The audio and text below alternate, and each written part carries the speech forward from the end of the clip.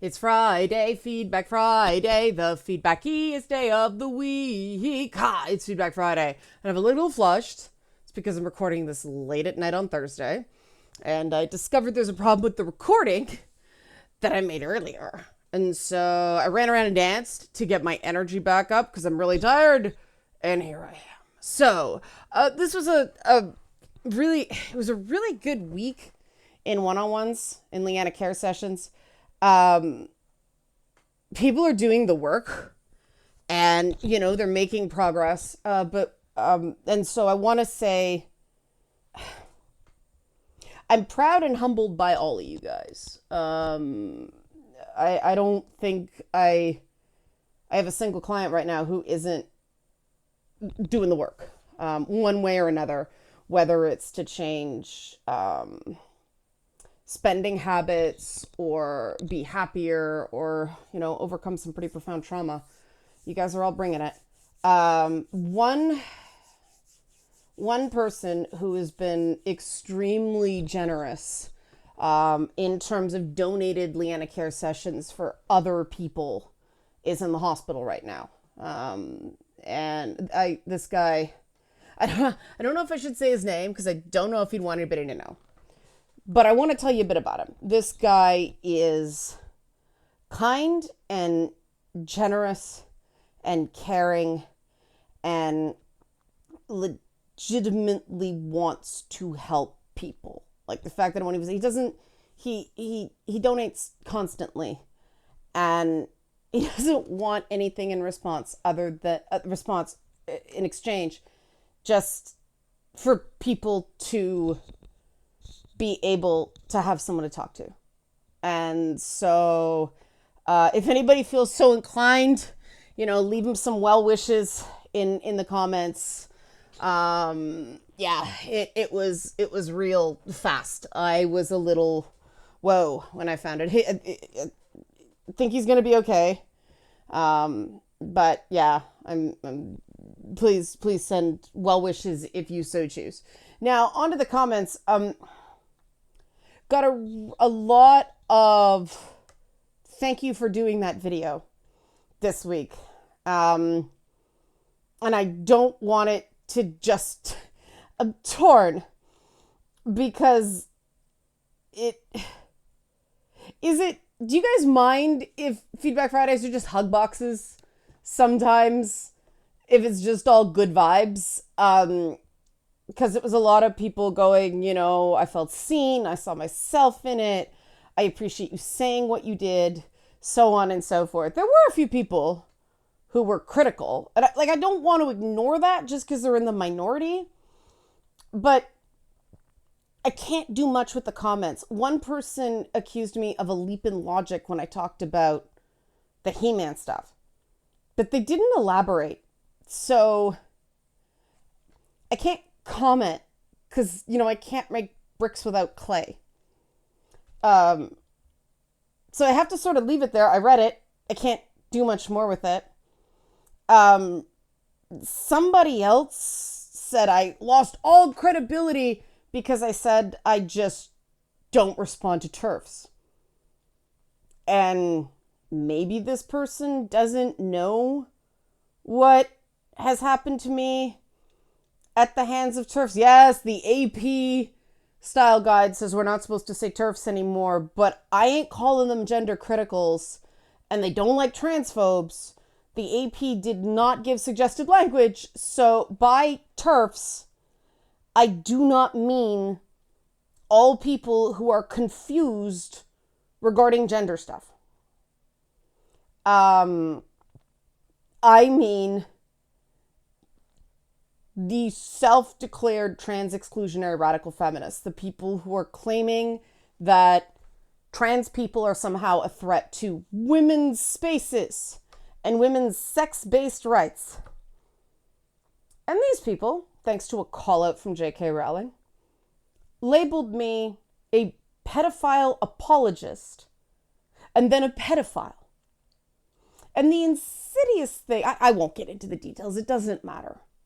I am not required to talk to people who call me those things. And if you look, I fight with plenty of people on the gender question, on both sides that I think are being unreasonable.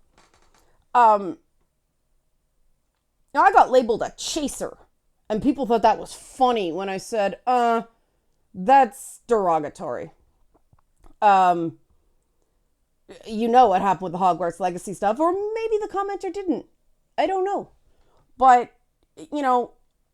I am not required, nor is it productive to not only engage with people who accuse me of harming children or being okay with the harming of children. And if people wonder why they called me that, it's because I pointed out that an excerpt from a guy's PhD dissertation had been forged.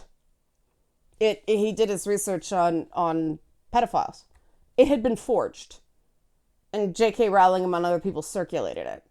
It was forged. Pedo apologist. But not only that, this particular group of people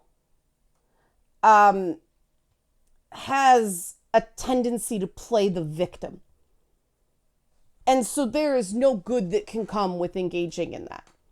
And if you think that makes me lose all credibility, watch something else. I realized I didn't do the help support this channel stuff. I was so concerned about the donor in the hospital. But help support this channel. Become a monthly patron, patreon.com/Leanna K. Or buy a one-time Leanna Care session for someone who uses it but can't afford it, like our friend in the hospital, ko-fi.com/Leanna K. Patrons this week got an outtake from the most recent episode of It's Not Therapy. The bubbleheads were back. Akila, Jake, and Mary Jess. Moimo couldn't make it. But we started talking about how Renaissance fairs smell. And it was hilarious, but off topic, but I didn't want to just lose it, so the patrons can listen to it. And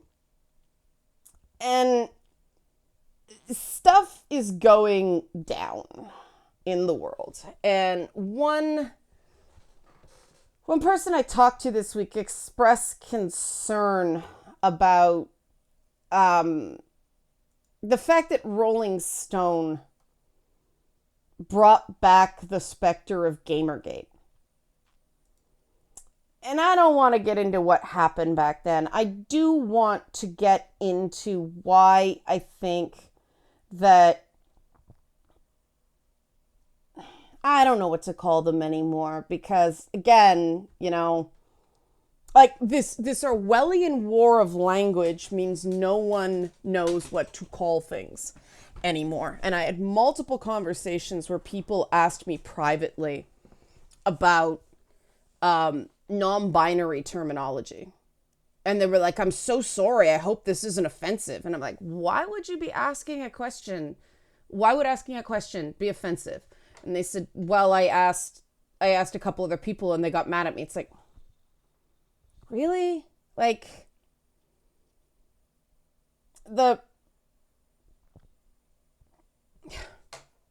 I truly believe, forget the internet. Just forget the internet. There are too many trolls and too many people just looking to start shit. In the real world, people can tell if you mean well and just don't have the terminology, or you happen to stumble over non-binary pronouns. I mean, there was a story that Demi Lovato admitted that she stopped using they and them pronouns because it was exhausting. Just having to constantly explain it all the time. It's exhausting. And yeah, language takes time to evolve. And I have never been a big fan of elitist language gatekeeping. And that's because of where and how I grew up.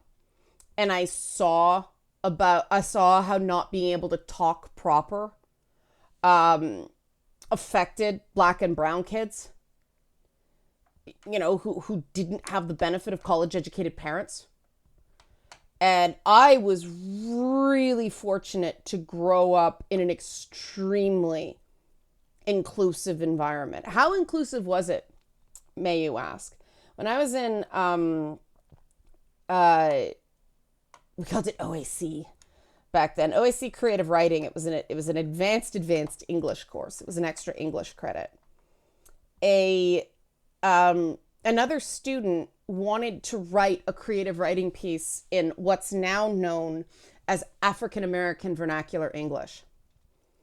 And the teacher, a guy by the name of Mr. Connor, said, if you can give me a translation key, go ahead and submit it, because I can't understand it. But so I helped this dude translate AAVE. He got a good grade.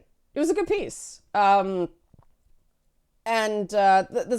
guy was originally from Chicago, so I mean, that's what we did back then. And that nobody was watching. Everybody just saw each other as valid. And I mean, we had the benefit of really great teachers. They were all very different, and not everybody clicked with each one. But I had the benefit of teachers who didn't just give lip service to inclusivity, they modeled it. And so now I see what's going on, and it's against everything that I know works. And one of those things is going back to, I was involved in very, very early marriage equality activism, what we called gay rights back then. I was one of those people in the 90s that didn't like that Pride was becoming a party because Stonewall was a riot. Yeah, I was a hipster on that one. That's funny because now I'm just like, let people have Pride the way they want it. I was stupid and humorless back then, so I must allow people to be stupid and humorless now. So we found that if we went in there and just got in people's faces, we got our asses kicked. If we went in there and talked to people, and not just talk to people, but met them where they were, allowed them to ask questions, and not just on this, but have an exchange, right? Because, we came from all different family backgrounds. And so say somebody had an anti-racism initiative that wasn't called back that back then. Those books weren't published back then. Or at least we didn't know about them. But what's now considered anti-racism, we'd help them with that. And then it'd be like, all right, help us out with this. And they'd be like, all right. And I remember it was some assembly. It was some sort of talent show, but we did a dance number to Depeche Mode Stripped. And a couple of guys in the number were openly gay. And this one dude, we had him do a deadfall. Oh yeah, it was a fashion show. It was a change fill routine for a fashion show. And so we had the guy fall into the pit behind the runway stage. And it was like a deadfall. It was like full crossfall. And like all the dudes, like all the hip hop dudes kind of thing, were just like, whoa, like game, new game. And it was this moment. They didn't care that was a gay dude anymore. They just cared. That was badass. Right. That was dope. And those are the things that make people see each other as humans. So it's like, I may not quite get this part of you, but now I know other things about you. I see you as a person. Now I see a reason to invest. And is everybody expected to do that work? No. And that's the thing. I don't like regular people feeling compelled to be daily activists. It's too much. But I do think that activist groups are really failing regular LGBTQ plus people. Or up here, it seems now it's 2S LGBTQIA. I can't. I can't. I know. Blah, blah, blah, blah. And I get the two spirit's important. Just that's what the plus. Anyway, if you want to check out Akila's channel, Akila from Two Women Talking and It's Not Therapy, Akila did a really good video this week about her take on identity. Her channel's Armty Akila. She's the armed auntie. We all have nicknames in the It's Not Therapy team. But she did a really interesting video on what identity means to her. And it's a very personal thing. And I remember back in 2014 and 2015, where there was a whole debate about the gamer identity. And the people who now want people to see non-cisgender identities as valid. And who want people to recognize cisgender is just a descriptive term, not an insult. People think it sounds too much like sissy. It's not the same root. It's C-I-S. Sissy is S-I-S. It's not the same word.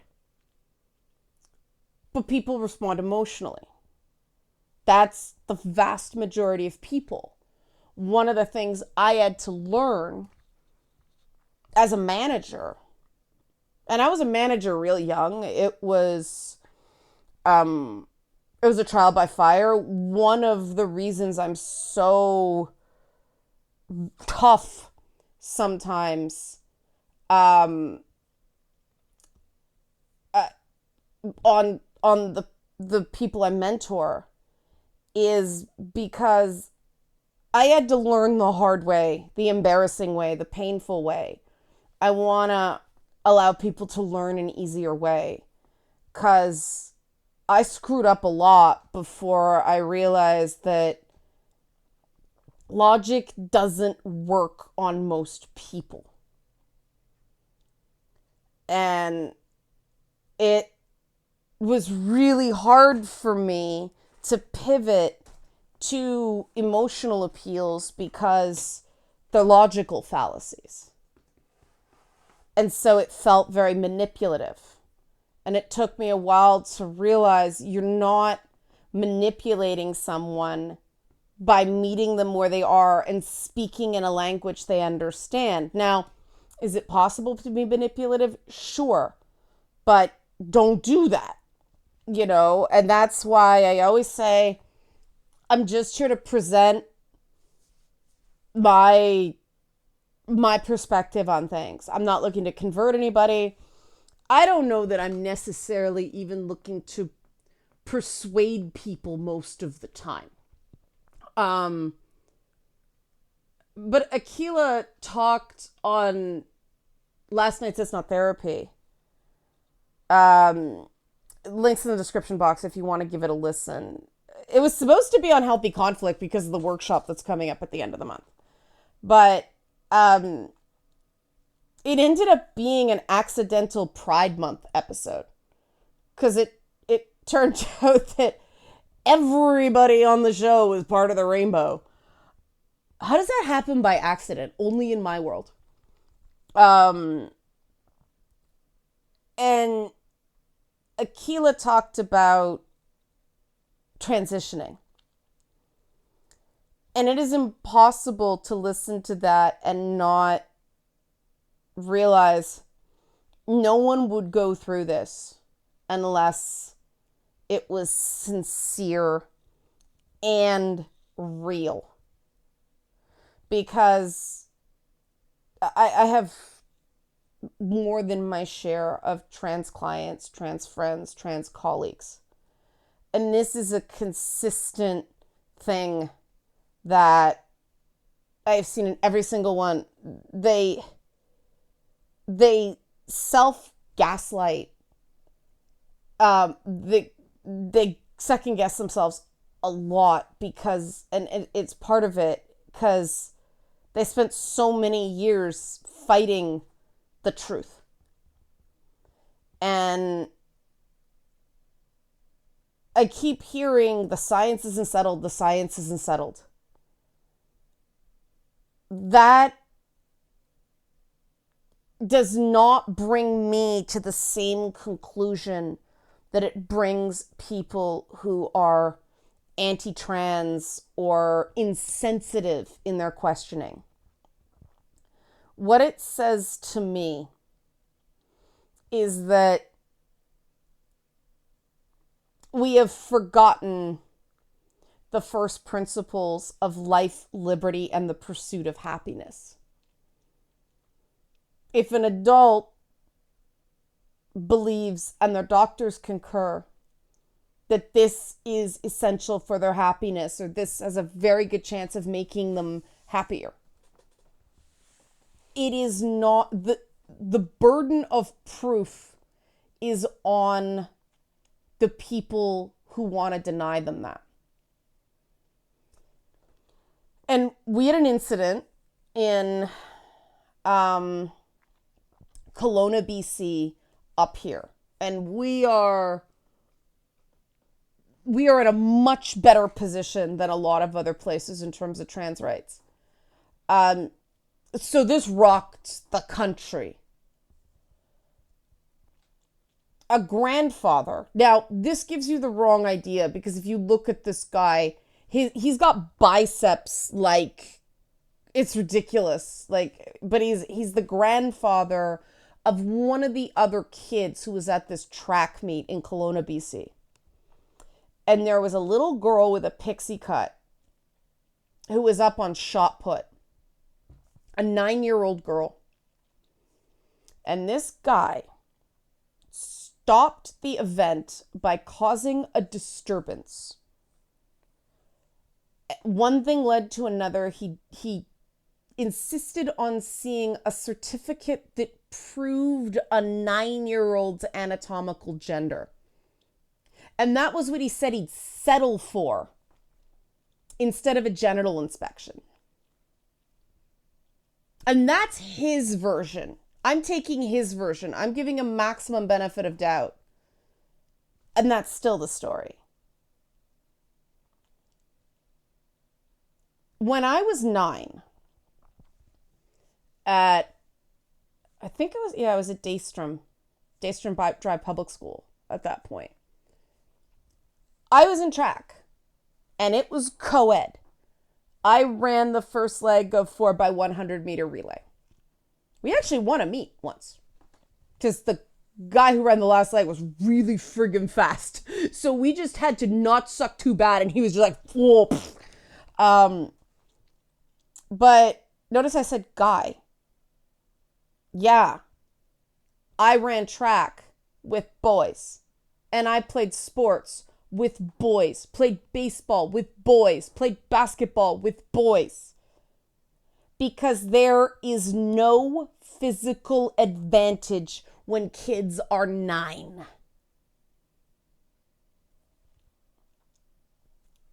But this guy didn't observe, didn't look around, and now it wasn't co-ed, it was all girls. But as someone who did that at that age with co-ed and was part of a winning relay team, so what if it was? It's not high stakes. There's nothing scientific about that. That is just somebody causing problems because they can. And he humiliated a 9-year-old. That's too far. That's gone way too far. That is cruel. And people get caught up. And because I've been doing this for so long, and I have this uncanny ability to piss off some pretty prominent culture war figures. I mean, Milo Yiannopoulos, Hassan Piker, J.K. Rowling. I'm forgetting some now. There's a couple of other righties that, I mean, I will talk to the other side. I have gone on Sargon of Akkad's stream back in the Gamergate days. I went on Lauren Southern's show when she was on Rebel Media about the Jian Ghomeshi thing. And so I'm an apostate everywhere. I've sort of embraced it. People joke, I just drop a bunch of trickster god names. Like, here we go. Let's throw some mistletoe darts. And I mean, and the weird thing is every time I do it, I mean, it's always something technical on my part that's a logical argument that they turn emotional. With Milo Yiannopoulos, I pointed out that he altered a quote. You don't even add emphasis. It was supposed to be about ethics in games journalism, right? He altered a quote. He told me I got my tits out for a living. Don't tell him how to do his job. He won't tell me how to do mine. I had been a games journalist for years at that point. He had been there for 5 seconds. With J.K. Rowling, it was on free speech and the fact that she reversed herself on... She signed this big open letter about free speech and offensive content and the right to do it, and she got me branded a pedophile apologist. And in a sneaky freaking way, too. That was the greatest dog whistle that has ever been used against me. Hassan was damn, little league compared to that one. He just got me labeled a racist because I said you don't have modern America without slavery. All this stuff, it disappears. P.S. You don't end slavery by controlling time. That's more slavery. That's enslaving everybody. It's what Kang the freaking Conqueror said at the end of Loki on Disney+. Irony. Because I said it before he did, and I got labeled a racist. And I talked to the people that called me a racist. And it was the logic of, you are a racist because I feel that you are. That's not effective. And then it was the Hogwarts Legacy thing where all of a sudden I was a traitor. And it's funny because in that one I got called a bad ally. And an ally suggests I am not affected. And no one stopped to go, wait a minute, have you seen her content? And I stand by every single one of those things I got attacked for. I stand by talking to Sargon. I stand by talking to Lauren. I stand by talking to all those people with trans issues who turned on me. Because I wasn't looking to make friends. I was there because I care about the issues. And I think that we don't get anywhere if we don't make the attempt. And you know, did I get hammered? Yeah, of course I did. I mean, the Sargon thing would have probably gone okay were it not for the fact that Polygon held a piece so long I thought they'd drawered it, and it came out 2 days after I did that stream. And so people treated me, I get treated like I'm a traitor because nobody bothers to check. They just have an emotional reaction. Remember what I said? I had to learn that people have emotional reactions. And so I really believe that the progressive movement writ large and the, the people who are going really hard on things, they've really mishandled this. Because what we did back in the 90s still holds. I don't care if Dylan Mulvaney sips a Bud Light. The reason people have stopped buying Bud Light, it's not a boycott. It's avoiding fights. People keep calling it a boycott, but what marketing experts have said is people just don't want to get attacked when people see the case of beer or the can. So they're buying Modelo, which, okay, is better beer. But Modelo's parent company has one of the highest scores among LGBTQ plus activist groups of any beer company. People probably don't know that, but people just don't want the trouble. People will side with the person who doesn't scream at them. And that makes sense. When you think about it, that makes a lot of sense. And so then this Call of Duty thing happens. With, what's the guy's name? I'd never heard of him before this. Nick Merckx. And he said something inadvisable. I'm not going to repeat it.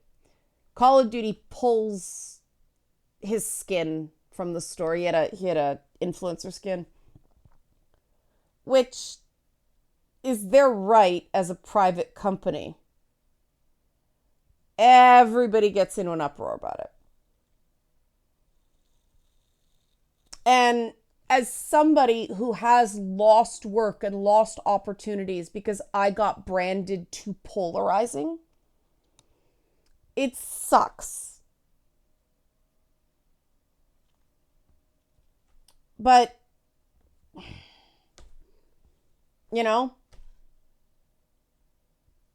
that companies have the right, because we have to defend that. So if another company wants to go and do, a Boobs McGee Jiggle Fest, well, I'll defend that too. People have the right to make and distribute what they want and to not distribute what they don't want. It doesn't have to be to my taste. That's how it works. That freedom of speech includes freedom to remove things that they don't support. And people going up and smashing up a Target because they don't like pride bathing suits and calling him bomb threats. Like, that's... The only bomb threats I heard about during Gamergate were against the conference that the Society of Professional Journalists did that was sympathetic to the Gamergaters. And people are trying to tie this Call of Duty thing, the Bud Light thing, the Target thing, and the Johnny Depp and Amber Heard thing, all back to Gamergate. And they're not wrong, but they're completely wrong at the same time. We had an opportunity to learn what was effective with fairly low stakes during that whole thing. Because I did it. There's people that thought I was the biggest piece of shit, shill, grifter, liar, feminazi back then. And now we're cool. And some of them are actually really great people. They'd just been burned and were distrusting, or they were going through a bad time and were in such pain they didn't know how to express it. And no one deserves to be judged by their worst day. I believe that. I believe that is somebody who had a PTSD episode while I was live tweeting a press conference at E3. And it was a tone of voice. And that's the weird thing about PTSD. Like, this is, I think, 2013. It was before Gamergate broke because they went through and found all my tweets, old tweets, and found this and brought it up out of context.